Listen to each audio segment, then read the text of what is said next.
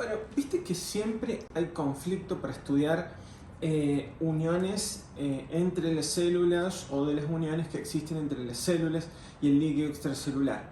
Bueno, ahora vamos a hablar brevemente, bien cortito, bien conciso y preciso sobre dos tipos de uniones que existen entre las células, ¿sí?, entre sí o con otros tejidos. El hemidesmosoma principalmente.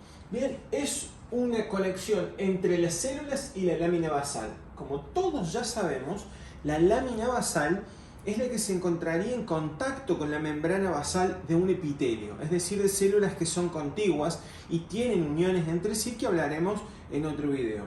La lámina basal, todos saben que están formadas por glicosaminglicanos. Los glicosaminglicanos estaban cargados de manera negativa, por lo que traían o atrapaban el sodio y a su vez estos acarreaban agua. Bien, inmediatamente debajo de la membrana de la lámina basal se encuentra el líquido extracelular. Bien, este líquido extracelular estaba compuesto por lamininas, fibrilinas, colágenos, de manera general. Por supuesto que hay células que se encontraban inmersas en el líquido extracelular, tejidos conectivos o conjuntivos, ¿sí?, porque conectivos, conjuntivos, estaban ricos en fibroblastos, que eran los que sintetizaban la matriz extracelular, es decir, la proteína colágeno. Bien, y las demás proteínas. Además, también hay células inmunológicas, es decir, de glóbulos blancos. Bueno, los hemidesmosomas dijimos que era la conexión de la célula con la lámina basal. Bien, y esto es la representación esquemática del mismo. Existían filamentos intermedios que eran principalmente los de queratina, que estos le daban resistencia, que estaban unidos a una placa discoidal, ¿sí?, que esta placa discoidal era un análogo de la desmoplaquina que se encontraba en los desmosomas. Bien, estos a su vez estaban unidos a proteínas integrales que se les llamaban integrinas. Se les llaman integrinas. Estas estaban atravesando la membrana plasmática y van a tener en contacto con el intracelular la placa discoidal. Y en el extracelular se iban a comunicar con las lamininas. Bien.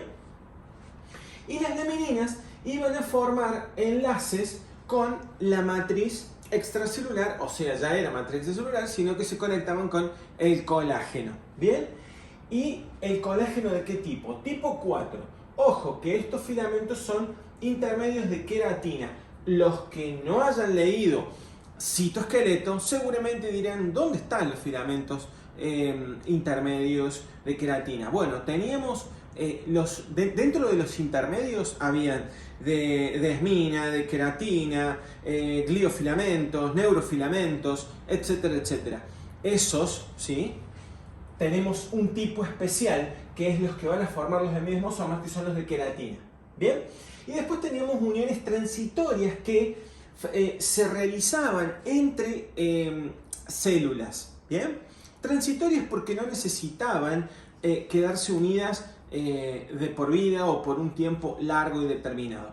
Esto era lo que sucedía en el reconocimiento y la adhesión. Cuando nosotros tenemos la respuesta inflamatoria, ¿sí?, y las citocinas hacen la quimiotaxis de células blancas o de glóbulos rojos, por el caso de que yo tuviera una lesión donde hay contacto del colágeno con la matriz intravascular, el líquido intravascular, yo iba a generar, obviamente, lo que era un tapón hemostático, iba a llamar células que generaran, las plaquetas generaran el tapón primario, ¿sí?, y podría producir de los glóbulos blancos que están trasuntando por el intravascular, iban a generar reconocimiento, adhesión y migración.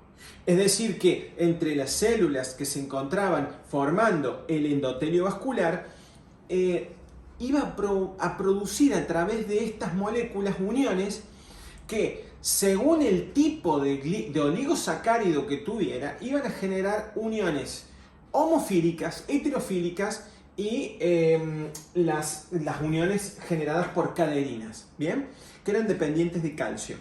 cuando la célula iba migrando, se iba moviendo por todos los receptores o las moléculas que tenían en la membrana plasmática hasta que encontraba la que era la que con la cual necesitaba unirse. ¿Bien?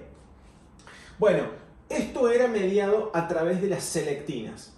Las selectinas podían estar en la célula que se está migrando o en el tejido al que la estaba llamando. Podían estar en cualquiera de los dos.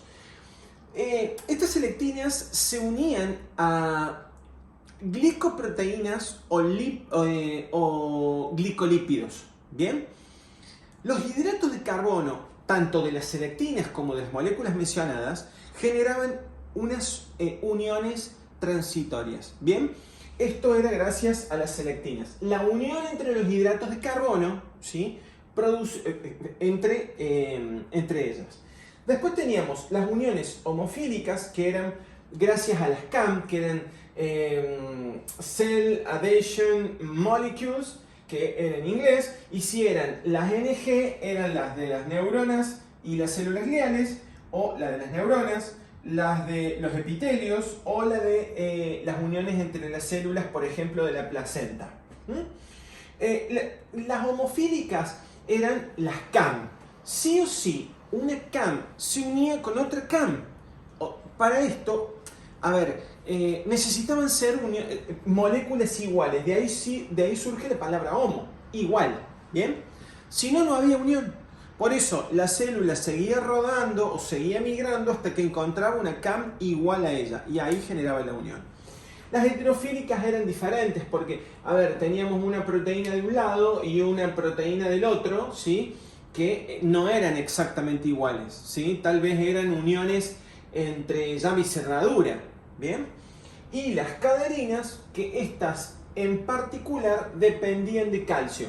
Tenían que las uniones entre ellas, como por las homofílicas, tenían entre medio la unión a través de una molécula de calcio. Bien, estas eran uniones transitorias, eran de momento, o sea que no quedaban en el tiempo, a diferencia de un hemidesmosoma. Espero que el videito les haya servido y no se pierdan el próximo, que vamos a seguir hablando de las otras uniones entre celulares. Un fuerte abrazo.